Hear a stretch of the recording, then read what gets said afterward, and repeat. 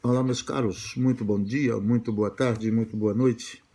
Não importa qual a mídia que você nos assiste, é bom salientar que você é um arauto do Senhor que investe no ministério do ensino, um dos mais promissores na seara de Jesus. Meu nome é Reinaldo Negreiros e antes que você se aventure a ouvir e ver esse vídeo que é feito com total amor e total carinho e imbuído do melhor desejo de que você aprenda e se envolva com as coisas de Deus. Vá lá, dê o seu like, se inscreva e principalmente ative o sininho para que nos próximos vídeos você seja alertado e possa nos dar o privilégio de nos assistir novamente.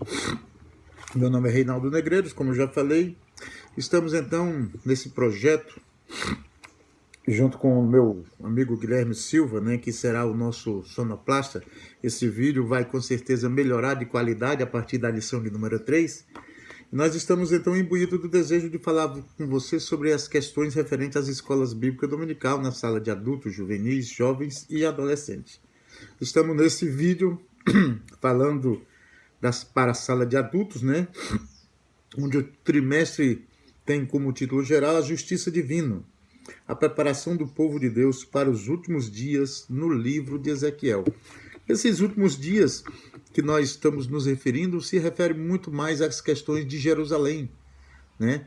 Mas também é muito aplicável aos dias de hoje. É um livro que tem assuntos escatológicos, ou seja, das coisas que ainda estão por vir de uma forma muito intensa. Então, algumas profecias já foram concretizadas no que se refere ao domínio de Jerusalém por Babilônia, e outras ainda estão por vir, que será ainda quando se aproximar mais o arrebatamento, quando da segunda vinda de Cristo. A lição de número 2 vem ao fim. Essa lição específica, ela está falando de profecias já cumpridas. Ela se refere, sim, com certeza, às conquistas de Jerusalém por Babilônia, né?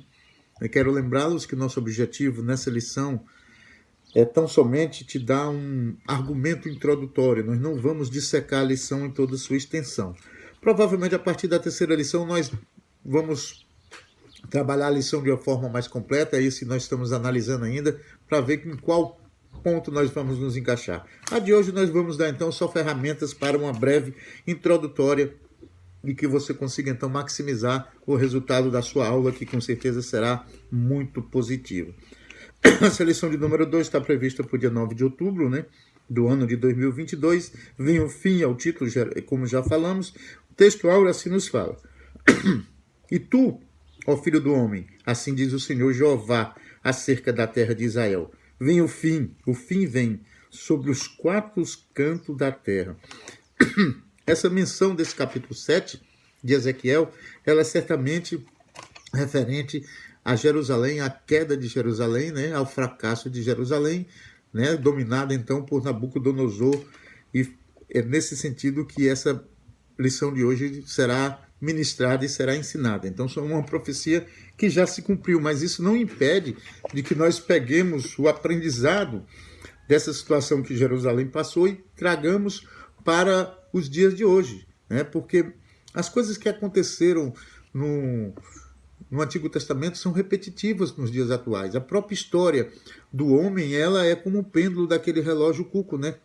A história vem aqui, o pêndulo vai, ó. A história vem e se repete. Ela é a mesma coisa. A história, quando você vai estudar a história, você vê vários eventos repetitivos, não só no sentido de catástrofes naturais, mas no sentido de catástrofes causada pelo próprio homem, como questão de guerra, Napoleão Bonaparte, Hitler, Gengis Khan e vários outros dominadores. Hoje nós temos o Putin fazendo de novo movimentos igual de Hitler, movimentos igual de Napoleão, movimentos igual de Gengis Khan e por aí vai. Sempre vai ter um anticristo agindo de forma poderosa e intencional para prejudicar e derrotar o bem, o nosso Deus, que jamais será conseguido tal evento de derrota do nosso Deus. A verdade prática vai nos falar que o atalaia de Deus soa o alarme do eminente perigo e anuncia o inevitável juízo divino que se aproxima. Aqui ele anunciava juízo, né, o fim para Jerusalém, e nós podemos ver de novo que os dias atuais, o perigo, o final é iminente. Vemos claramente as profecias se concretizando, pai matando filho, apostasia generalizada, a igreja invadida por pessoas que não são e não creem em Deus, e um movimento gigantesco na área da política, da sociologia, da psicologia, em todas as áreas, um movimento que afasta o homem de Deus. Mas também em todas as áreas vai ter gente, vai ter movimento que aproxima o homem de Deus, só que esse movimento é percebido de uma forma menos intensa, mais sutil. E é aí onde você entra. Você pode fazer parte desse movimento contrário à dominação das coisas nefastas em relação ao teu e o meu e o nosso relacionamento com Deus. A leitura diária ela vai nos falar exatamente essas questões. Os versículos sugeridos, de uma forma geral fala da desobediência e da idolatria do povo de Jerusalém, que levou o profeta a fazer esse anúncio de que o fim estava próximo. Então, na lição, no tópico de número 1, fala sobre a profecia. Então, Ezequiel introduz a profecia de uma forma normal, quando os profetas falam, né? Veja a palavra do Senhor, veio a palavra do Senhor a mim, ele dá uma introdução de como os profetas se comunicavam naquela época. E a extensão dessa profecia, como já falamos, ela se refere a Jerusalém. Esse capítulo 7, ele basicamente se envolve e prevê, profetiza sobre isso, sobre esse fim, que é o segundo tópico também, que profetizando sempre sobre o fim de Jerusalém, sobre o fim, antecipando o domínio que Nabucodonosor, que Babilônia exerceria sobre Jerusalém, o que foi avisado por Deus, o que foi permitido por Deus. Por quê? Porque Jerusalém vivia uma sucessão de reis que não agradava a Deus, vinha de uma sucessão de reis que não professavam a verdadeira fé, a verdadeira obediência, né, e se submeteram, sucumbiram a valores de deuses idólatras, a valores de corrupção, a valores de apostasia geral da nação, não só de seus líderes. E isso, como eu falei no início, você puxa para os dias de hoje e vê como é muito parecido. O povo hoje, de uma forma geral, a humanidade vive esse momento. Até daqueles pseudo-cristãos, aqueles que se dizem cristãos, hoje vive um momento de instabilidade e de fraqueza na fé. Cada vez mais pessoas pensam, fingem e até acreditam que servem a Cristo e, na verdade, não estão servindo porque não praticam o que está escrito no Manual da Ética, que são os 10 mandamentos, e você vê muito claramente esse manual sendo exposto quando você vai ler o Sermão da Monte, o Sermão da Montanha. Então, ali é muito claro o que é um cristão bem-aventurado, né? Então, se você for praticante, se você for obediente, como já falamos na lição anterior, certamente você estará caminhando a passos largos para que quando esse fim iminente se consumar, você esteja do lado daqueles que galgarão a entrada no reino de Deus, a entrada à Nova Jerusalém, o reino eterno. Que é essa a proposta. É essa a vontade de Deus, é que eu e você sejamos salvos. O próprio Cristo diz que a vontade de meu Pai é que nenhum se perca.